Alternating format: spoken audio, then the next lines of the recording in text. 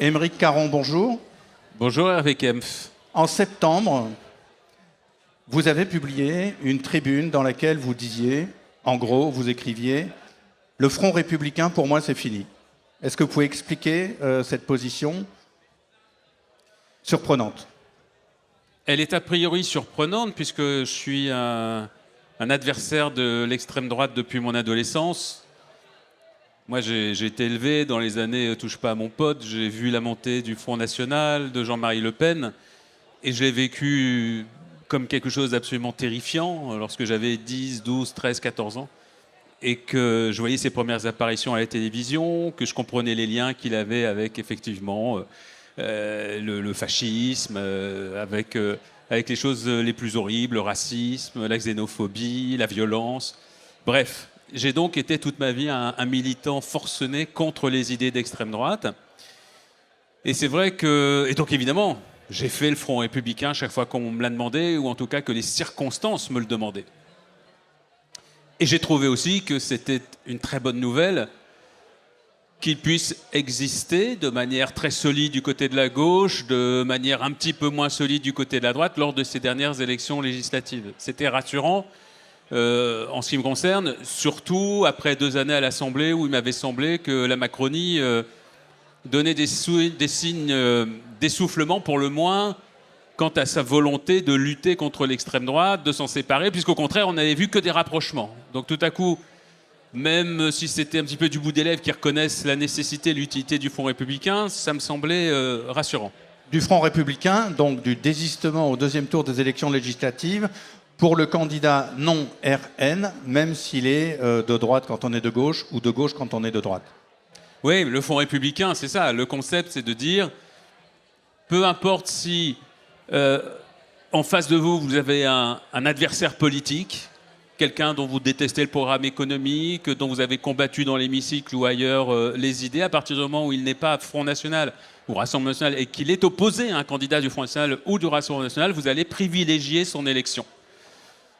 Et c'est donc la reconnaissance qu'il y a quelque chose qui unirait toute une partie de la classe politique dans ce pays autour de valeurs, alors qu'on appelle républicaines, mais je trouve que le terme est très galvaudé parce qu'on peut mettre un peu n'importe quoi là-dedans, donc j'irais plutôt des valeurs humanistes. En fait, ce serait plus un front humaniste. C'est, malgré toutes les oppositions que nous avons sur des sujets essentiels, il y a un socle qui nous unit et qu'on doit rappeler dès que le néofascisme surgit. Bon.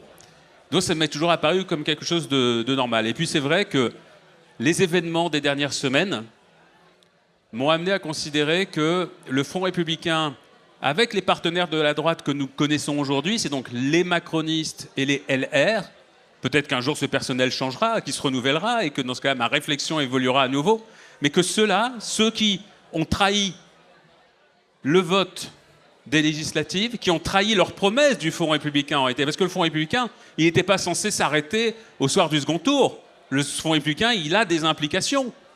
Une fois qu'on a la composition du nouvel hémicycle, le Front républicain est censé continuer. Ou alors, donc, ça n'est effectivement qu'un stratagème électoral. Et donc ne pas nommer un Premier ministre, Michel Barnier, issu... Et ne pas donner un Premier ministre, Michel Barnier. Mais le Front républicain nous a amené à faire des choses quand même qui ont demandé... d'être très rigoureux dans notre morale, dans notre éthique, lorsque tout à coup, on accepte de dire au candidat du nouveau Front populaire, qui est un candidat LFI face à Elisabeth Borne, de se retirer pour faire élire Elisabeth Borne, que nous avons combattu avec véhémence, notamment sur la loi des retraites. Une personne qui nous a insultés pendant 2 ans, qui a dit le pire de nous, que nous n'étions pas dans l'arc républicain, etc. Et néanmoins, si on ne se désiste pas, elle est battue. Bon, et alors... Et donc, c'est pour dire, voilà, ça va très loin le concept. Et effectivement, compte tenu des événements récents, ça peut paraître contre-intuitif, ça peut paraître paradoxal, mais moi, il m'apparaît aujourd'hui comme une priorité politique pour sauver la démocratie, précisément de dire, on annonce dès à présent qu'il n'y aura plus de Front républicain pour sauver des candidats macronistes ou LR lors de prochaines élections, que ce soit des législatives ou que ce soit la présidentielle. C'est-à-dire que les gauches et les écologistes, s'ils vous suivaient, que la gauche et les écologistes, s'ils vous suivaient, ne voteraient pas au 2e tour pour un candidat de la droite ou des macronistes, qui est à peu près pareil, Ouais, bah oui. mais au risque de laisser Absolument. le candidat du RN l'emporter. Oui, en disant en tout cas, nous ne voulons plus être l'instrument d'une mascarade qui en réalité abîme désormais, ce n'était pas le cas forcément aux élections présentes, et encore que, on va pouvoir en reparler, qui abîme foncièrement l'exercice démocratique. Pourquoi ? Parce que lorsqu'on a fait ces dernières campagnes électorales, qui nous a permis de mobiliser beaucoup de gens qui n'avaient pas voté aux élections précédentes, puisqu'on a eu un taux de participation très fort au deuxième tour, on a rencontré beaucoup de gens qui nous disaient « Non, non, moi je ne vote plus », ou alors « Je n'ai jamais voté, je ne compte pas voter ». On les a mobilisés en leur faisant la promesse que leur vote servirait à quelque chose. Et c'est des gens qui déjà avaient énormément de doutes sur l'efficacité des urnes. Les plus anciens avaient en mémoire 2005, le référendum sur le traité constitutionnel européen, et ils se souvenaient que leur vote avait été complètement dénié, complètement effacé par Nicolas Sarkozy 2 ans plus tard. Et ça avait déjà profondément abîmé la démocratie. Et donc là, on essayait de redonner espoir à tous ces gens. Et lorsqu'ils constatent aujourd'hui que le résultat très concret du vote, finalement, tu l'as dit Hervé, c'est un Premier ministre issu d'un parti qui a fait 6% aux législatives, qui a fait moins de 5% à la dernière présidentielle, qui n'a pas choisi d'observer le Front républicain, et c'est lui qui est en train de composer son gouvernement avec l'accord de l'extrême droite, celle-là même qu'on était censé combattre et battre tous ensemble, et qui d'ailleurs a été battue. Donc non seulement l'extrême droite a été battue, et c'est quoi sa récompense ? C'est qu'elle est arbitre aujourd'hui de la composition du gouvernement. Donc c'est absolument sidérant. Donc, mais ça veut dire que vous ne faites pas de différence entre M. Bardella et M. Barnier comme Premier ministre ? Alors, je fais une différence dans la personnalité, dans le parcours, dans le programme qui est défendu officiellement. Mais à partir du moment où on accepte de s'acoquiner, de se soumettre d'une certaine manière à l'extrême droite, de faire valider les noms de son gouvernement par l'extrême droite, eh bien on devient un complice, on devient collaborateur d'une certaine manière d'un glissement vers le néofascisme. Et on ne peut pas voter, on ne peut plus voter pour des gens qui sous le prétexte, une fois de plus, de dire on refuse le néofascisme, des gens qui en réalité s'en accoquinent très bien juste après le vote. C'est une trahison non seulement du pacte qu'on venait de signer, mais c'est une trahison également de tous ceux et de toutes celles qui sont allés se déplacer aux urnes.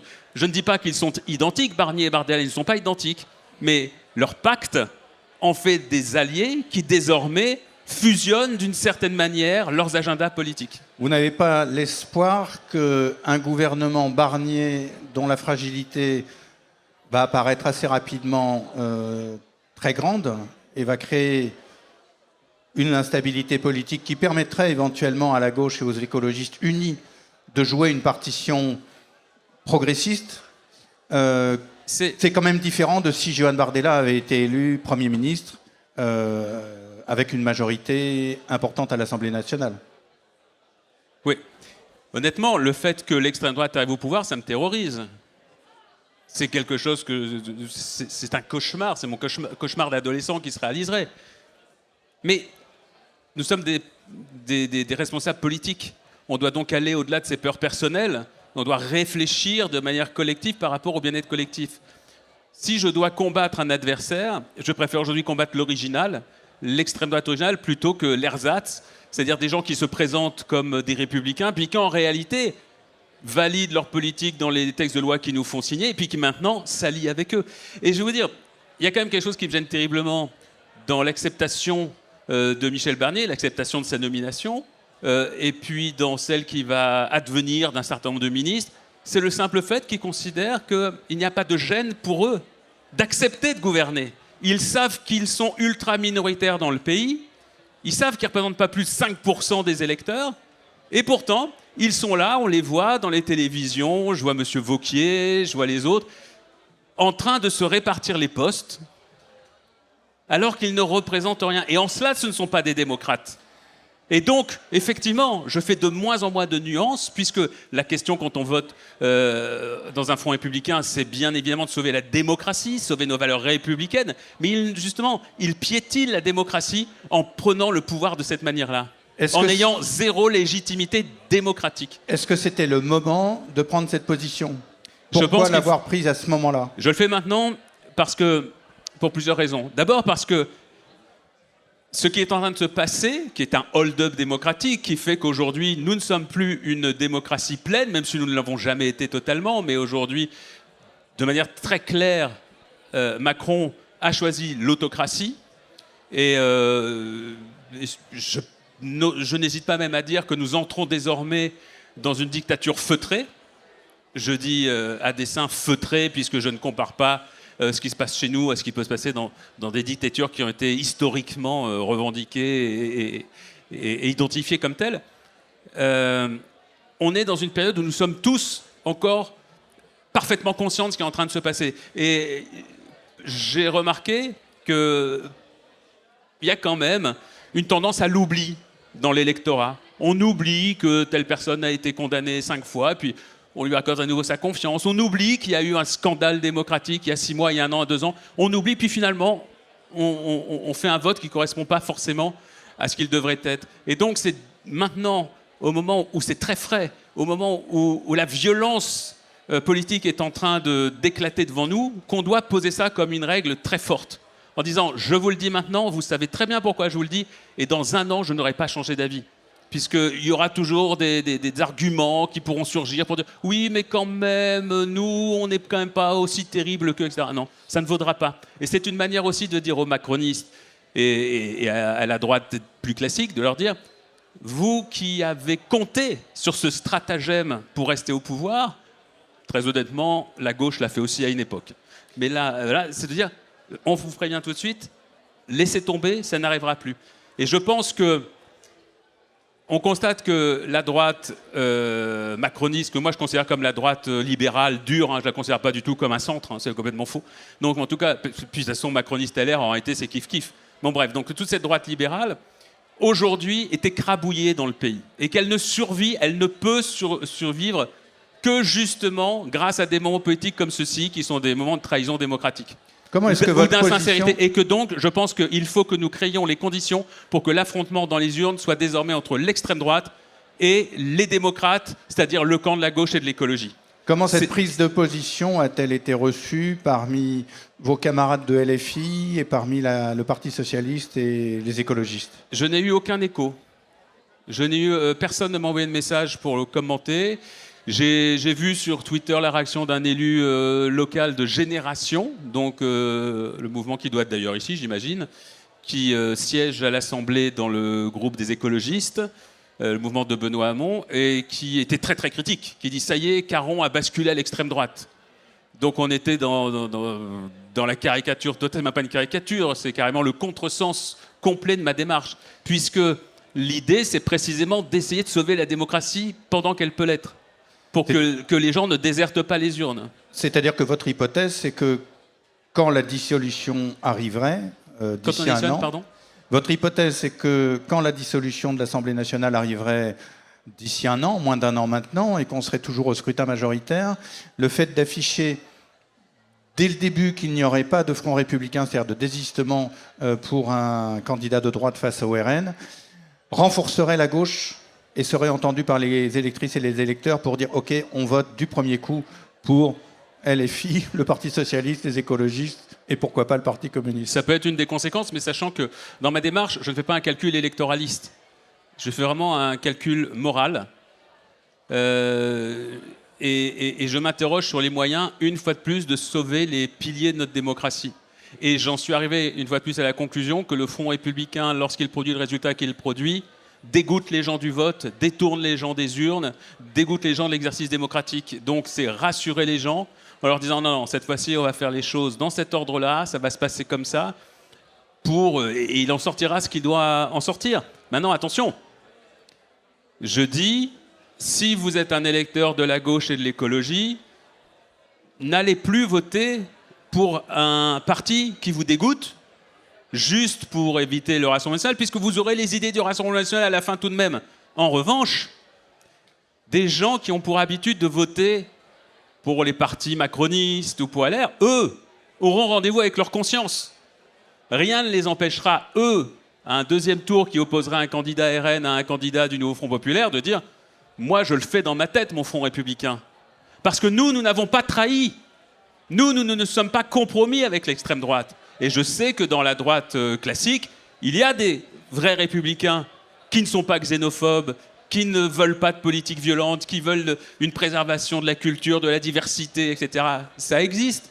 Donc, il pourra toujours y avoir un front républicain, mais qui soit à échelle personnelle et qui ne soit pas dicté par des partis politiques. Un autre débat agite la gauche depuis quelques semaines et a éclaté, quelques mois même, a éclaté en septembre 2024. La position entre deux personnes, entre François Ruffin et Jean-Luc Mélenchon, mais surtout entre deux idées stratégiques. Pour l'un, il faudrait que la gauche parle beaucoup plus clairement et nettement en direction des qu'on appelle classe populaire, du rural, des petites villes, des ouvriers, des paysans, et une autre position qui dirait on se concentre sur les jeunes, sur les quartiers populaires et finalement sur les milieux urbains. Qu'est-ce que vous pensez de cette discussion qui a pris un tour au demeurant extrêmement brutal et acerbe? Je vais vous répondre avec franchise. Oui, ça serait bien. Oui. Je vais te répondre, puisqu'on se tutoie, on ne va pas faire semblant de se... J'ai de l'affection pour François Ruffin. On a discuté, avant qu'il s'en aille du groupe, plusieurs fois, de la manière dont il envisageait les choses dans notre groupe et de manière plus générale. Moi, je pense qu'il fait fausse route. Et que le fait qu'il ait un agenda personnel, il a des ambitions. Présidentielle. Et je ne lui reproche pas. Mais ça fausse sans doute ses analyses. Ça, comment dirais-je, ça oriente certaines de ses sorties médiatiques. Je ne suis pas d'accord lorsqu'il déclare que, une fois de plus, c'est important de le repréciser, je suis donc du parti Révolution écologique pour le vivant, que j'ai fondé, je suis un élu rêve et je suis apparenté à la France insoumise, à l'Assemblée nationale. Donc ce sont mes amis, ce sont mes alliés, mais je vis avec eux. Je discute avec eux. Je m'oppose parfois à certaines orientations majoritaires dans le groupe. Et je ne suis pas d'accord avec l'analyse que François fait. Oui, mais pourquoi? Et c'est ce que je vais dire. Non, j'aime bien faire un petit préambule un peu long. Pour... Oui, ça prépare, tu vois, un peu long. Il y a un petit effet de suspense. On dit, mais il va où? Mais pourquoi? Avec franchise, mais par de longs chemins. J'ai trouvé très injuste la présentation qu'il a faite hier à la radio de la stratégie de la France insoumise, qui en gros ferait du choix électoraliste, communautariste, en s'appuyant notamment sur la phrase de Jean-Luc qui disait on va se privilégier notre combat, on va se concentrer essentiellement sur les jeunes et les quartiers populaires. Jean-Luc Mélenchon. Quand il dit ça, il n'y a aucune vision communautariste. Moi qui fais toutes les réunions avec la France insoumise, je n'ai jamais entendu le début d'une idée, d'une stratégie qui irait dans le sens de privilégier certaines populations en raison d'origine, en raison de religion. Pas du tout. Moi, ce que j'entends toujours à la France insoumise, ce sont des considérations sociales. Et je trouve même que l'opposition que crée François Ruffin est un petit peu artificielle. On trouve dans les quartiers les plus défavorisés, on trouve des gens de toutes origines, même si bien évidemment il y a des constructions sociales précises, mais néanmoins on trouve des gens de toutes origines. Dans la jeunesse, on trouve des gens de tous. Quand Jean-Luc dit les jeunes, mais les jeunes, c'est pas une question de religion, c'est une tranche d'âge qui aujourd'hui ne se sent pas forcément concerné par l'exercice démocratique, qui pense qu'il vaut mieux s'investir dans des associations, que le monde va changer par l'associatif et non pas par le politique. Mais il est très politisé pour autant, ce monde de la jeunesse. Donc, quand Jean-Luc dit qu'il faut aller chercher la jeunesse, il a raison. Il faut l'amener à aller voter. Mais pour ça, il faut précisément qu'il ait l'impression que ça sert à quelque chose de voter. Ça, c'est la première chose. Et donc, François Ruffin a tenu un discours qui presque accrédite certaines thèses de l'extrême droite à notre rencontre. Et moi, ça me gêne terriblement. Après, on peut aller... Quelle thèse ça accrédite? Que nous aurions, par exemple, des positionnements politiques en fonction d'un public trié en raison de ses origines. Moi, ça me choque profondément d'entendre ça, puisque c'est faux. Ça n'a jamais été une stratégie en réunion de groupe, ça n'a jamais été une stratégie sur le terrain, pendant des campagnes électorales, donc ça n'est pas vrai. Mais est-ce que l'on ne constate pas quand même, au résultat des scores électoraux, les cartes électorales après les élections, que, et particulièrement LFI, mais la gauche dans son ensemble, c'est-à-dire la gauche et les écologistes, sont quand même plus forts dans les grandes villes, dans un certain nombre assez restreint de régions, et que la domination ou la présence très forte du Rassemblement national est beaucoup dans des petites villes, dans des campagnes, dans des périphéries et dans des catégories sociales qui se sentent à tort ou à raison exclues du système industriel, du système économique tel qu'il fonctionne. Et comment est-ce que la gauche, les écologistes ou LFI, et après tout la gauche, c'est ces trois-là, mais il faut rappeler sans arrêt les écologistes aussi, qu'est-ce qu'elle dit à l'intention de ces personnes qui, à tort ou à raison, se retrouvent, enfin plutôt à tort, mais en tout cas elles le font, se sentent attirées par le Rassemblement national sans pour autant être racistes et sans pour autant être fascistes? La question du vote de plus en plus important du Rassemblement national dans des tas de régions, parce que quand on regarde la carte du premier tour des dernières élections législatives, c'est assez effrayant. Moi, je suis né dans le Pas-de-Calais, à Boulogne-sur-Mer. Donc, pour moi, ça a toujours été une région éminemment historiquement socialiste, par exemple. Et maintenant, c'est devenu du RN. Donc, pourquoi la FI n'y est pour rien. La FI n'existait même pas quand la bascule a commencé à s'opérer. Et c'est une région dans laquelle on trouve, effectivement, c'est une région qui n'est pas très riche, mais qui est sociologiquement mélangée aussi. Donc je pense que, je trouve que l'opposition, les tours et les bourgs, c'est une formule qui sonne bien à l'oreille, mais qui est caricaturale et qui, à mon avis, a le défaut d'oublier beaucoup de subtilité de l'analyse qu'on doit faire aujourd'hui de la progression du vote à l'Assemblée nationale. Il y a un bouquin de Tiberge qui vient de sortir, le sociologue, que je suis en train de lire, je ne l'ai pas fini, mais qui essaie de Vincent Tiberge, qui est très intéressant pour savoir est-ce que oui ou non notre pays est vraiment intrinsèquement en train de devenir complètement réactionnaire. Lui, il dit que ce n'est pas vrai. Alors, il vous en parlera mieux que moi, je viens de commencer à le lire. Et il donne, par exemple, comme explication à l'idée qu'on peut avoir ce sentiment, le fait qu'il y a une surdomination des idées réactionnaires de droite, d'extrême droite dans les médias et dans la représentation politique qui s'exprime dans les médias. Mais que ça ne correspond pas en réalité à ce que pensent les Françaises et les Français dans leur fort intérieur. Donc des gens, si toute la journée on leur répète que la solution c'est le Rassemblement national et le Front national, à un moment ils vont commencer à y croire. Donc ça fait partie des choses qui aujourd'hui ne sont pas du tout théorisées par les partis politiques. C'est-à-dire qu'on a, je veux bien qu'on parle de la France des tours, la France des bourgs, machin, et c'est très bien, mais je pense que ça manque singulièrement de subtilité dans l'analyse. Oui, mais est-ce que ça veut dire que les Français et les Françaises seraient fondamentalement alignés sur des valeurs de gauche pour l'essentiel, mais qu'elles seraient réorientées par les médias dominants appartenant aux milliardaires, pour faire simple. Mais dans ce cas-là, d'ici un an, ni Jean-Luc Mélenchon ni François Ruffin n'ont raison, parce que la question, ça serait BFM, CNews, Europe 1, Les Échos, Le Parisien, j'en passe. Ah, mais je pense que c'est quelque chose que la classe politique de la gauche et de l'écologie, en tout cas, notre camp politique, n'a pas encore complètement intégré.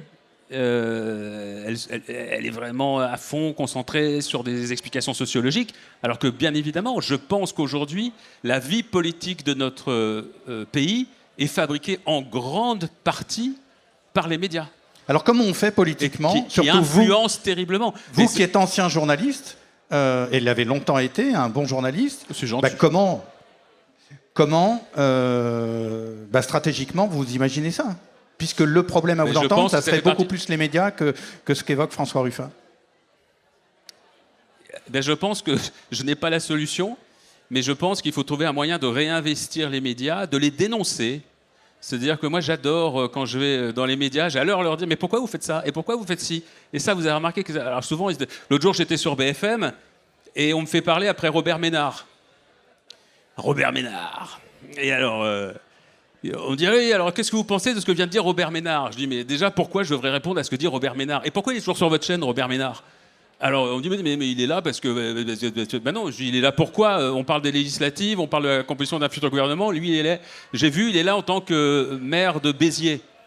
Ah oui, mais on interroge les maires, vous savez. Je dis, non. Ménard, il est sur votre antenne tous les jours. Et Béziers, je crois de mémoire, ça doit être la 59e ou 49e ville en termes d'importance, si on suit à la population. Il n'a aucune légitimité particulière pour intervenir tous les jours pour commenter la vie politique nationale. Donc, il y a un choix très très clair de BFM TV en mettant Ménard à l'antenne tous les jours, qui est en réalité, bien évidemment, je choisis mes mots. En tout cas, c'est un porteur des idées de l'extrême droite. Bien évidemment, on fait un choix. Qu'est-ce qu'on fait, sachant que d'ici un an, Rodolphe Saadé, le milliardaire propriétaire de CGA, CGM, sera toujours propriétaire de BFM? Ben, j'ai pas D'abord, c'est un vrai sujet, justement. Quelle est aujourd'hui la contre-attaque médiatique que l'on peut opérer? Quels sont les médias que l'on peut mettre en place? Reporter est un de ces médias, qui est un média d'information, qui nous alerte sur des sujets importants qui sont souvent invisibilisés par les médias dits traditionnels, les médias dits mainstream.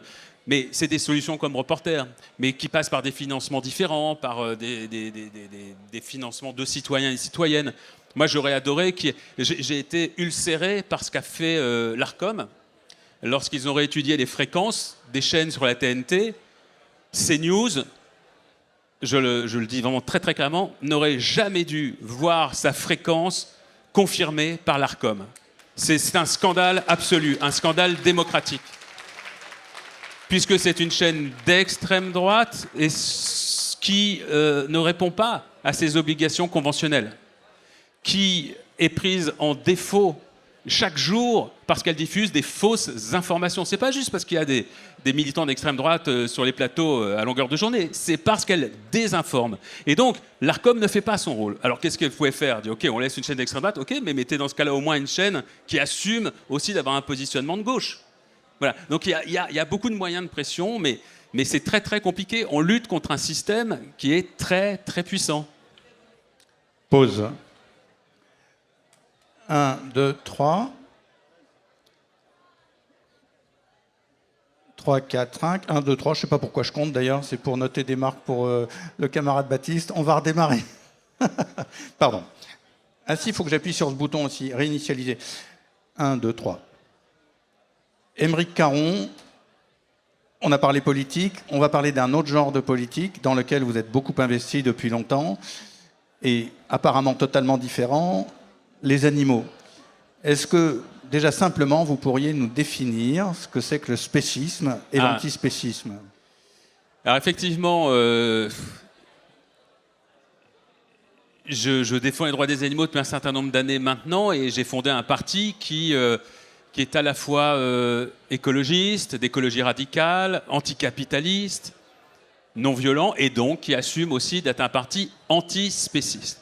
Alors le spécisme, c'est ce biais intellectuel qui nous autorise à discriminer des individus en fonction de leur espèce. C'est-à-dire que on va bien traiter son chien, on va le soigner, on va le considérer comme un membre de notre famille, on va lui donner un prénom. S'il a un bobo, on va tout de suite aller chez le vétérinaire. Le jour où il décède, c'est un drame. Et puis, le cochon, par exemple, qui est pourtant un animal qui a à peu près les mêmes caractéristiques physiologiques et intellectuelles, et même d'ailleurs au test d'intelligence, le cochon fait mieux que le chien. On peut également l'apprivoiser, on peut également lui donner un prénom, etc., etc. Mais le cochon, non. On le considère comme un objet. Pourtant, si vous le mettez dans les mêmes conditions, vous le frappez, si vous le mettez dans un endroit où il est complètement enfermé, etc., il souffrira de la même manière que souffrirait votre chien. Mais nous, humains, avons décidé que le chien avait le droit d'être bien traité, mais que le cochon, on le traiterait comme un objet. Eh bien, c'est ça, le spécisme. C'est de manière arbitraire, considérer pour deux individus qui ont à peu près les mêmes caractéristiques de sensibilité, d'intelligence, de capacité à ressentir le plaisir, la souffrance, c'est-à-dire de considérer qu'il y en a un des deux qui sera bien traité et l'autre qui sera mal traité. Et donc, des antispécistes, comme nous, considérons qu'il faut que cela cesse, que ça fait partie des combats que l'on doit mener, comme on a mené des combats pour les humains, des combats pour que tous les humains, quelle que soit leur peau, leur couleur de peau, leur religion, leur orientation sexuelle, leur genre, que tous ont les mêmes droits, alors que dans l'histoire, on a dû se battre pour beaucoup de catégories d'humains. Et nous, on veut augmenter la sphère de considération morale en disant l'égalité entre les individus, l'égalité de droit ne doit pas s'étendre forcément aux humains, mais qu'on doit aller jusqu'aux non-humains. Ça ne veut pas dire qu'on veut donner aux animaux non-humains les mêmes droits que les humains, attention. Mais on peut donner quelques droits fondamentaux, comme par exemple le droit de ne pas souffrir, le droit de ne pas être tué, le droit de ne pas être emprisonné. Vous voyez ? Donc il y a quelques fondamentaux qu'on pourrait comme ça établir pour tous les animaux sentients, les animaux qui souffrent, les animaux qui ont un univers mental, qui éprouvent des émotions, de la tristesse, de la joie, et ainsi de suite. En quoi est-ce une question politique dans un contexte où la question sociale est redevenue extrêmement importante, où la question écologique est elle aussi extrêmement pressante, et où on rentre dans des situations de radicalisation du capitalisme qui conduit, comme vous l'avez dit, à une forme de dictature feutrée, pour reprendre vos mots. Est-ce que la question spéciste ou antispéciste n'est pas accessoire par rapport à la gravité de ces autres situations ? Évidemment, ça, c'est ce qu'on va souvent nous répondre. On va nous dire, oui, on comprend, c'est pas bien d'être, de malmener un cochon, un poulet, ou un lion, ou de tuer des éléphants en les braconnant, c'est pas bien, mais il y a quand même plus urgent. Hein, y a des gens qui dorment dans la rue, il y a des gens qui n'arrivent pas à manger. Et nous disons, c'est pas que c'est plus ou moins urgent, c'est que si on est contre l'injustice, contre toutes les injustices, tous les combats doivent être menés en même temps et on ne doit pas en laisser un de côté sous prétexte que ça ne concerne pas des humains. Précisément, c'est un raisonnement spéciste. Ça ne veut pas dire que ça doit devenir non plus la priorité numéro 1, ça veut dire menons ce combat également. Et en quoi ce combat serait-il utile à, par exemple, la lutte sociale et la lutte contre l'injustice entre humains ? Excuse-moi, pardon. En quoi ce combat serait-il relié, articulé avec le combat pour la justice sociale ? Parce que c'est un combat pour la justice. Donc, la manière que l'on a chacun d'appréhender notre présence sur Terre et notre rapport aux autres peut varier en fonction des individus.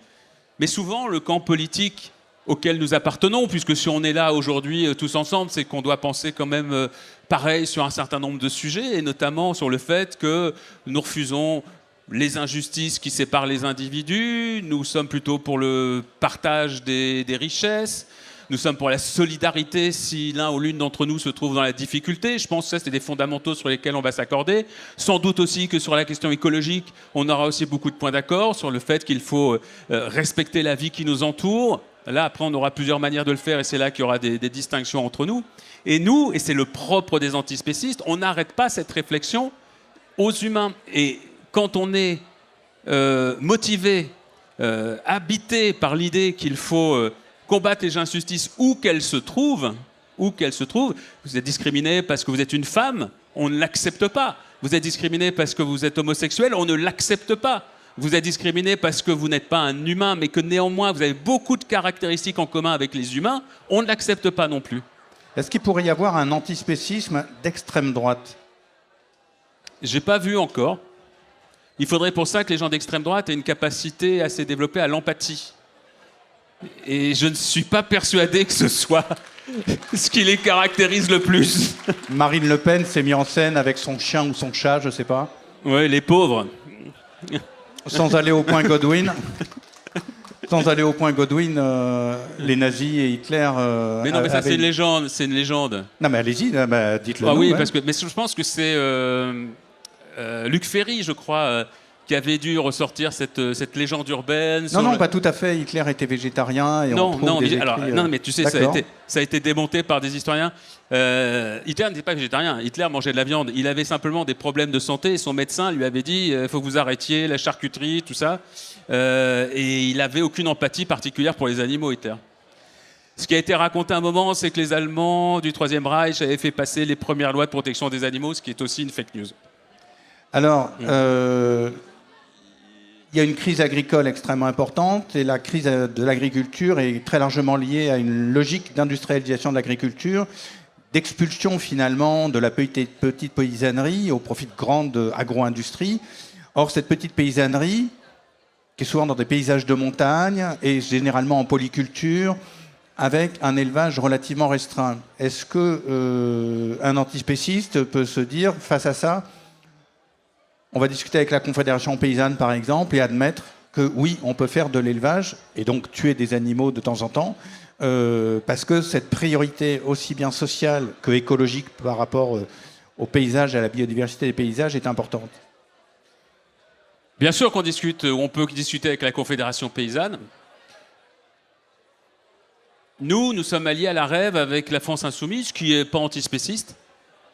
Même s'il y a des antispécistes à la France Insoumise, je vous le dis. Ah, merci. Ah, merci d'être là. Oui, on va être de plus en plus nombreux, mais non, on va transformer la FI qui va devenir aussi antispéciste, vous allez voir. Mais nous, ce qu'on s'est dit à la REV, on partageait tellement avec la FI que l'alliance nous paraissait naturelle. Et même s'ils ne vont pas aussi loin que nous sur la question animale, on s'est dit que de toute façon, même sur cette question-là, on a un travail commun à faire sur 10, 20, 30, 50 ans. Pourquoi ? Parce qu'avant d'arriver à un système où il n'y aurait plus d'exploitation animale, parce que c'est ça qu'on demande, nous, à la REV. Nous, on dit une société peut exister sans exploitation animale.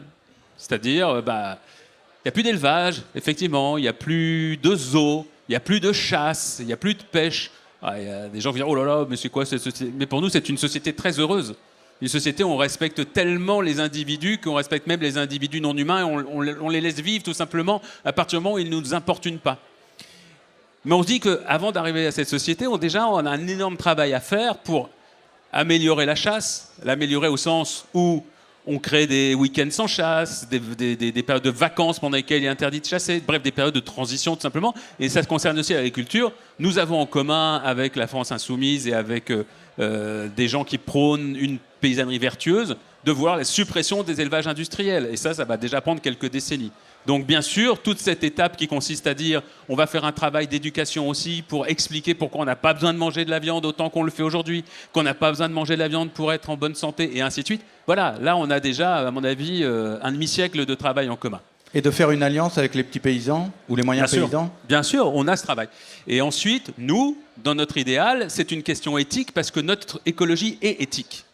C'est d'ailleurs la différence qu'on revendique avec nos amis, c'est nos camarades aussi d'Europe Écologie Les Verts qui sont devenus les écologistes, c'est que nous, on revendique une écologie profondément éthique. Du coup, c'était pas compliqué de faire une alliance avec le Parti communiste dont le secrétaire général Fabien Roussel, il y a un an, avait dit défendu le barbecue. Moi, je fais des barbecues, mais dessus, il y a des champignons, il y a un certain nombre des tomates. Donc, on n'est pas anti-barbecue. Du tofu au barbecue, par exemple. Le barbecue, il y a une grosse incompréhension sur ce qu'est un barbecue. C'est pas le barbecue qui pose problème, c'est ce qu'on met dessus. Donc, non, là où moi, je suis en opposition totale avec Fabien Roussel, c'est sur cette idée que la viande serait... Mais ça, c'est quelque chose qu'on va retrouver dans des partis un peu réactionnaires. Ce que n'est pas le Parti communiste en lui-même, c'est Fabien qui là-dessus est un petit peu, peut-être imbibé d'une culture un peu dépassée. Et c'est que la viande serait constitutive de notre identité culturelle. Non. On peut changer nos habitudes alimentaires sans que ce soit un drame et sans que la France soit défigurée. La viande industrielle se développe et, comme son nom l'indique, pour faire simple, elle est industrielle. Elle est poussée par effectivement des grandes entreprises. Est-ce que là, on n'est pas quand même dans une logique où le végétarianisme ou le véganisme pourrait servir d'alibi à un développement encore accru de cette forme d'agro-industrie ? En quel sens ? Eh bien, que l'on observe que c'est mis généralement en place par des très grandes sociétés agroalimentaires. Et tu parles de la viande de synthèse ? Par exemple, oui. Ou beaucoup de véganes, déjà, il faut le savoir quand même, ne font souvent leur nourriture eux-mêmes à partir d'ingrédients qu'ils achètent. Effectivement, il y a la solution de facilité, c'est d'aller acheter des steaks tout prêts. Je le fais moi parfois aussi, bien évidemment. Mais c'est pas que nous serions tout à coup, nous, des alliés du capitalisme ou du libéralisme parce que nous serions véganes. Simplement parce qu'on est nombreux sur Terre et que la question qui se pose, c'est comment on produit un bien qui est consommé par beaucoup de gens. Donc forcément, l'industrie et le capitalisme va s'engouffrer dans ce marché potentiel. Mais nous, on est responsable de rien. Et en plus, notre marché, pour l'instant, est quand même beaucoup plus petit, beaucoup plus resserré que le marché de la viande, qui lui est immense. Et d'ailleurs, le marché de la viande, c'est développé de cette manière-là parce que c'est le capitalisme qui avait besoin d'avoir, comment dirais-je, un sujet, en l'occurrence notre alimentation, qui lui permet d'engranger encore plus d'argent, d'où toutes les campagnes pour faire croire qu'on a besoin absolument de manger autant de viande, de produits laitiers, et ainsi de suite. Donc au contraire, je pense que les véganes sont des résistants au système capitaliste. Je reviens à la discussion qu'on a eue précédemment sur les idées proposées par François Ruffin. Est-ce que le véganisme, le végétarianisme, les positions antispécistes sont pas politiquement quelque chose qui peut braquer une partie de la population dans les campagnes ou dans les petites villes? Et vous-même, au sein de Rêve, vous en avez expérimenté, puisque votre université d'été, votre journée d'été a été très durement attaquée par des gens qui se disaient agriculteurs. Bien sûr. Et est-ce que... Ben voilà. Pour en avoir discuté avec François Ruffin il y a un certain temps déjà, François est choqué par ces idées-là, par exemple. François... De l'antispécisme. Ouais, il comprend pas notre position à la chasse. Il est dans une vision qui lui est propre, où il considère que la chasse, c'est un droit propre à chacun qui permet d'ailleurs d'aller chercher sa propre nourriture. Mais c'est une vision un peu fantasmée de la chasse. Hein. En gros, ce serait une manière aussi d'avoir un gain de pouvoir d'achat supplémentaire en allant chasser, tel l'homme des cavernes, sa propre nourriture, alors qu'on sait très bien que ça, c'est complètement marginal dans la pratique de la chasse. Mais la Rêve, on assume d'être révolutionnaire dans nos idées. Très modestement, je me suis retrouvé député parce que je me suis allié à la France Insoumise, qui elle-même s'est alliée à d'autres partis. On a fait la NUPES puis le Nouveau Front Populaire. Mais quand j'ai créé ce parti, je me suis jamais dit je crée un parti qui va me permettre d'être député. Et il se trouve que mon parcours a été ce qu'il a été, mais nous avions à l'origine créé notre parti pour insuffler des idées nouvelles dans le débat. En fait, c'est un avantage que de ne pas avoir à se poser de questions sur la manière dont on veut prendre le pouvoir. Ce qui est le cas de la Rêve. La Rêve ne se demande pas comment on va prendre le pouvoir. Moi, je trouve que notre démarche, elle est assez proche du NPA en réalité. Et pour vous dire la vérité, lorsqu'on a créé la Rêve, j'ai dit, venez, on va faire le NPA de l'écologie. C'est-à-dire qu'on va être là, on fera des petits scores aux élections, mais on va raconter des choses, et on sera radicaux, et on va essayer de déplacer les curseurs. C'était ça notre objectif. Il semblerait donc qu'Aymeric Caron n'ait pas d'ambition présidentielle. Ou alors je m'y prends très mal. Ouais. Vous avez toujours été végétarien ou comment c'est venu cette préoccupation qui est devenue une conviction et qui structure votre vie? Alors, j'ai pas toujours été végétarien, mais j'ai toujours été antispéciste. C'est-à-dire que, d'aussi loin que je me souvienne, mes premières réflexions sur les animaux, c'est-à-dire que j'avais dans ma tête, je devais avoir 3, 4, 5 ans, je ne supportais pas devoir souffrir un animal. Il y a une expérience qui vous a frappé? Aller dans un refuge, par exemple, pour aller adopter un chat, voir tous les autres chats, j'étais tout petit, dans des cages, ensuite, c'était un traumatisme de plusieurs jours pour moi. Je me souviens très bien, regarder des reportages animaliers à la télévision où il y avait des animaux maltraités, c'était une vraie souffrance. Et surtout, je posais des questions à mon entourage, à mes parents. Et je leur disais, mais pourquoi on les tue, les animaux, pour les manger? Et j'avais les réponses qu'à l'époque, on faisait tout le temps. On disait, non, mais on les tue parce que c'est l'ordre des choses. Les animaux se mangent entre eux, nous, on mange des animaux, c'est comme ça. Mais moi, j'ai toujours pensé que c'était pas normal, qu'il y a un truc qui n'allait pas. Il y a un truc qui correspondait pas. Et puis, en grandissant, j'en ai mangé de moins en moins, jusqu'au jour où j'en ai plus mangé du tout à l'âge de 18 ans, je crois, 18 ou 20 ans. Et ensuite, j'ai entamé autre chose, une autre démarche qui était celle d'essayer de comprendre les logiques qui étaient les nôtres à l'égard des autres animaux. Et puis, ça a donné plus tard des livres, etc. sur le sujet. Pause. On va aller sur Gaza maintenant.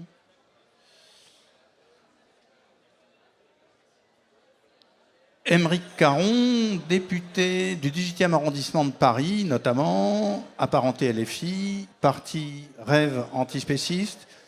Nous sommes en grand entretien, mais au village des médias indépendants de la Fête de l'Humanité. Et donc, une idée forte, c'est que Aymeric Caron va aller voir Fabien Roussel en lui proposant de faire un barbecue au soja. Je sens qu'il va être enthousiasmé par ma proposition. c'est sûr. Demain, on lui dit. Vous vous êtes engagé de manière extrêmement vigoureuse et je trouve courageuse après le 7 octobre à propos de Gaza. Est-ce que je peux me permettre de te couper? Il n'y a aucun courage dans ma démarche. Oui, bah Non, il n'y a aucun courage. Je le dis comme je le pense. En revanche, je suis estomaqué par la lâcheté de la plupart du personnel politique français sur ce sujet, sur Gaza.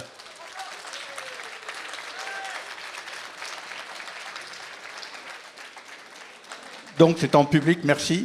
Alors quand tout le monde recule et qu'on bouge pas de place, en gros on est en avant, donc c'est un peu courageux. Mais c'est pas, la question n'est pas là, en fait. Pourquoi avoir pris une position aussi forte et continue, surtout, à propos des crimes de guerre, voire du génocide qui est commis par l'État israélien dans le territoire israélien, dans le territoire de Gaza et de plus en plus en Cisjordanie, c'est-à-dire en Palestine occupée? D'abord, tu as pris une précaution oratoire que je ne prendrai pas parce que pour moi, ce serait s'éloigner de la réalité. C'est un génocide. C'est un génocide qui se déroule sous nos yeux depuis maintenant 11 mois à Gaza et qui effectivement s'exprime d'une autre manière. Il faudra en parler autrement en Cisjordanie. C'est la plus grave ignominie que j'ai eu à observer de mes yeux depuis que je suis né. J'ai grandi dans un pays qui m'a vanté des valeurs humanistes, qui m'a dit que nous étions, nous Français, un exemple pour nombre de pays dans le monde, une magnifique démocratie qui sait toujours défendre les droits humains lorsque c'est nécessaire, qui sait aller dénoncer les exactions contre des humains dès qu'elles ont lieu quelque part. Et là, tout à coup, j'ai compris, même si j'étais plus complètement naïf, à 52 ans, on n'en a plus 20, j'ai compris que tout ça était un grand mensonge et que tout ce à quoi je croyais était beaucoup moins solide en réalité. J'ai vu dans l'hémicycle le cynisme de mes collègues, la lâcheté, je reprends le mot. Et je n'ai pas compris, je l'avoue, je n'ai pas compris. J'ai découvert autre chose de l'humanité que j'habite depuis plus de 50 ans, que je ne soupçonnais pas. Je pensais que nous étions à peu près à l'abri de la barbarie et j'ai constaté qu'en fait la barbarie, elle était là, en germe, prêt à jaillir tout autour de nous. Parce que quelqu'un qui est capable de se taire lorsqu'il voit des enfants qui sont écrabouillés, qui sont démembrés, qui sont décapités, qui sont brûlés, quelqu'un qui est capable de se taire, qui est capable d'aller ensuite passer sa journée comme si de rien n'était, ou qui dit tout simplement « je ne veux pas voir, je ne veux pas savoir », quelqu'un qui est capable d'être absolument indifférent à la destruction systématique, organisée, orchestrée, de dizaines de milliers d'enfants, de nourrissons, eh bien cette personne, je ne la considère pas comme une personne avec laquelle j'ai un commun valorisant. Donc tout à coup, mon univers s'est effondré. Les gens qui étaient sur les bancs de l'Assemblée, je ne parle pas bien évidemment ceux de mon groupe, mais ceux un peu autour, tout à coup j'avais honte de siéger avec eux. J'ai honte du pays dans lequel j'habite. J'ai honte de son expression politique. Et je trouve que c'est un test pour l'humanité fondamental ce qui se passe à Gaza aujourd'hui.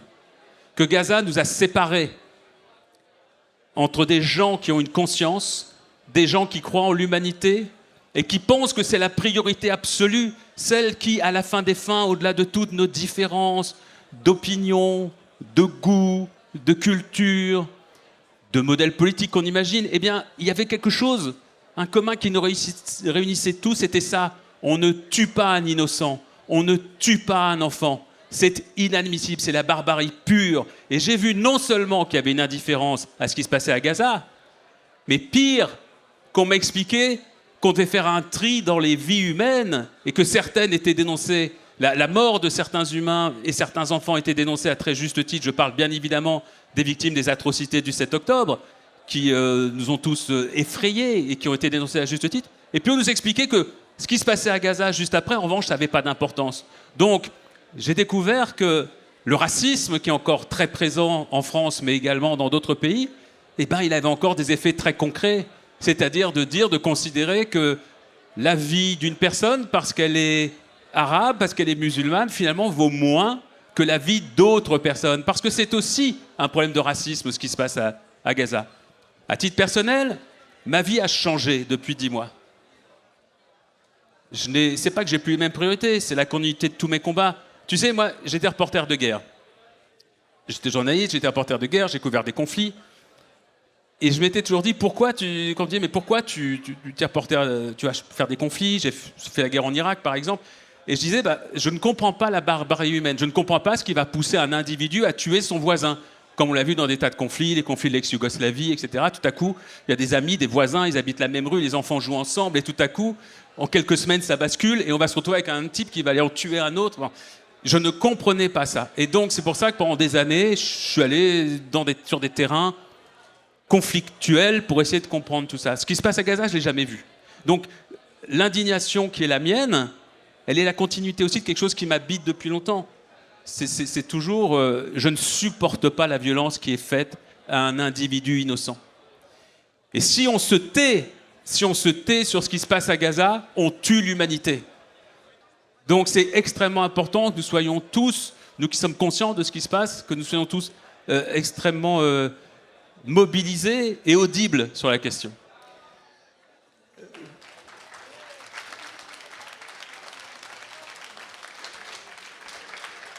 Vous avez été frappé par le cynisme de vos collègues députés. C'était quoi ce cynisme? C'est quoi qu'il y a derrière ce cynisme? Écoutez, je suis tellement écœuré. Moi, franchement, j'ai perdu tout respect pour au moins la moitié de l'hémicycle. On parle de députés qui ont dit soutien inconditionnel à un pays dont on savait déjà qu'il était en train de tuer des innocents. Soutien inconditionnel à des entreprises délibérées d'élimination d'innocents. On sait tout ça. Ou alors, on a des députés qui sont vraiment les plus nuls du monde, qui ne lisent aucun article, qui ne lisent pas Haaretz, qui ne lisent pas les médias indépendants israéliens, qui ne savent pas que l'intelligence artificielle est utilisée par l'armée israélienne en ce moment même pour aller cibler certaines personnes en sachant exactement le nombre de civils qu'ils tuent en même temps. Alors, il y a des ratios qui sont appliqués, 20 civils pour un type présumé du Hamas, et ainsi de suite. Bref, des médias qui vous expliquent très bien que c'est pas des dommages collatéraux, qu'ils travaillent avec tellement de précision, au contraire, qu'ils savent qui ils tuent, à quel moment ils les tuent et pourquoi ils les tuent. Bon, et quand, en sachant cela, on a quand même des députés qui disent non, droit à se défendre, soutien inconditionnel. Mais je dis, mais c'est pas possible, c'est pas l'assemblée de mon pays, c'est pas l'assemblée dans laquelle je suis moi-même élu. Parce que ce sont des gens qui soutiennent la barbarie. Comment vous expliquez ce soutien inconditionnel à l'État d'Israël, au demeurant gouverné depuis longtemps maintenant par l'extrême droite? D'abord parce qu'il y a un travail de lobbying très intense du gouvernement israélien, de ses différentes nuances depuis des décennies, à travers des relais politiques. On a des députés qui très clairement ont des liens très forts, qui vont parfois en voyage payés par des organismes qui sont censés justement faire la propagande d'Israël, qui vont en voyage sur place. On a également le rôle, je vais encore me faire des amis, mais bon, je crois que j'en ai plus beaucoup en ce moment, en tout cas sur ce sujet, le rôle du CRIF. Il va quand même falloir un moment... Le CRIF, le Conseil représentatif des institutions juives de France, si je ne me trompe pas. Ouais. Le CRIF aujourd'hui est devenu un relais de la droite raciste israélienne. Donc, comment se fait-il qu'une organisation qui est censée représenter les Juifs de France, dès qu'il y a une exaction commise par le gouvernement israélien, et moi je fais complètement la différence, pour moi il n'y a pas de rapport entre un Juif français et le gouvernement israélien, pour moi je ne le vois pas le rapport. Comment se fait-il qu'un représentant du CRIF aille tout de suite sur un plateau pour dire mais pas du tout, ce que fait Israël c'est très bien, c'est tout à fait normal, comment ça a été condamné par un tel, mais ce monsieur est antisémite, cette dame est antisémite. Et le CRIF est responsable de la montée, d'une partie de la montée de l'antisémitisme en France, en faisant cet amalgame constant entre juifs, israéliens, soutien de Netanyahou, alors que tout ça n'a absolument aucun rapport. Pourquoi est-ce que la France, selon vous, ne fait pas comme l'Espagne ou l'Irlande, ou d'autres pays à reconnaître l'État palestinien? Pourquoi, comme l'Afrique du Sud, ne dit-elle pas que ce qui se passe à Gaza est un génocide? D'abord parce que la France aujourd'hui est incarnée par certaines personnes qui n'ont pas envie de le dire. J'ai entendu hier, comme vous tous, j'imagine, Dominique de Villepin. Nous ne sommes pas du même camp politique, bien évidemment, mais je trouve qu'il a des positions admirables sur Gaza depuis bientôt 1 an. Je ne sais pas pourquoi, je me dis que si c'était lui le ministre des Affaires étrangères aujourd'hui, nous aurions une autre position française. Est-ce que ce n'est pas aussi, derrière le soutien à l'État d'Israël, un jeu de soutien et de poussée de l'extrême droite en France, comme d'ailleurs dans d'autres pays, qui se joue? Parce qu'en fait, l'extrême droite a abandonné l'antisémitisme qui était dans sa nature, au moins apparemment. Elle fait mine de l'avoir abandonné, oui. Oui, pour se ranger totalement derrière les atrocités commises par l'État israélien. Oui. Il y a une stratégie de l'extrême droite, on le voit pas qu'en France, dans beaucoup de pays européens, qui consiste effectivement à devenir des soutiens inconditionnels d'Israël, alors que l'antisémitisme, on le sait très bien, fait partie de l'ADN de l'extrême droite. Et officiellement, aujourd'hui, ils ont remplacé leur antisémitisme par l'islamophobie. Mais ça n'explique pas pourquoi la France reste aussi silencieuse. Si la France, c'est-à-dire le président, notre ministre des Affaires étrangères, notre diplomatie, c'est qu'il y a d'autres choses qui jouent. D'abord, je pense aussi qu'on a une classe politique à la tête de l'État inculte. Ce sont des gens assez jeunes, une quarantaine d'années. Je ne sais pas ce qu'ils connaissent vraiment de l'histoire du Proche-Orient. Et puis ensuite, je pense qu'ils sont sous l'influence des États-Unis et qui n'ont absolument aucun courage, une fois de plus, pour essayer de prendre du recul par rapport aux pressions américaines, pour essayer d'avoir une voix forte. Puisque la France a complètement, depuis à peu près la fin du mandat de Jacques Chirac, a complètement abandonné sa position historique, solide, qui est de défense du droit international dans la région. Qu'est-ce qu'on fait quand on est de gauche, qu'on espère vivement que Trump ne sera pas élu aux États-Unis, mais que le candidat du Parti démocrate, Kamala Harris, est manifestement dans la foulée de Joe Biden, c'est-à-dire un soutien quasiment inconditionnel à l'État d'Israël, puisque les États-Unis fournissent toutes les armes qui permettent au génocide de se produire? Le problème, vous avez raison, c'est que... Alors c'est Stein, hein, je pense qu'il faut plutôt observer. On a une candidate écologiste, je crois, qui est oui, intéressante. mais on peut craindre que Jill Stein n'aura pas un grand succès à la campagne. Mais elle a il y a des choses intéressantes qui sont dites. Non, mais non, c'est très ennuyeux. Alors... Parfois, on a eu un petit espoir, c'est-à-dire qu'on a Netanyahou qui est allé aux États-Unis pour parler devant le Congrès, et Kamala Harris a boycotté pour marquer un peu sa désapprobation. Il paraît, nous dit-on, que l'entretien ensuite a été pas très cordial entre les deux. Mais je suis comme toi, j'entends ce qu'elle dit depuis à nouveau là, quelques jours, quelques semaines, mais c'est pas du tout encourageant. Donc, si on est de gauche et qu'on est pour le respect des droits humains partout dans le monde, on se désespère de ce qui se passe aux États-Unis. Et si on est écologiste, pourquoi est-on aussi frappé, et le mot est évidemment faible, par le drame qui se passe à Gaza? En quoi ça concerne l'écologie? Bon, si je te faisais une réponse très basique, je pourrais te parler, mais c'est tellement anecdotique dans l'histoire. Allez-y. Non, je pourrais te parler de la destruction totale d'un territoire, ce serait presque caricatural, donc je ne le ferai pas, te parler de toutes les pollutions évidemment engendrées par les tonnes et les tonnes de bombes qui ont pourri ce territoire pour je ne sais combien de temps. Mais non, c'est pas ça. Un écologiste pour moi, c'est quelqu'un qui s'intéresse à la question de la vie. Donc, et la vie sous toutes ses formes. Et en premier, bien évidemment, la vie humaine. Puisque si on est écologiste, c'est qu'on s'interroge déjà sur notre propre survie dans cet univers en tenant compte des ressources qui nous entourent. Donc un écologiste est d'abord et avant tout un humaniste.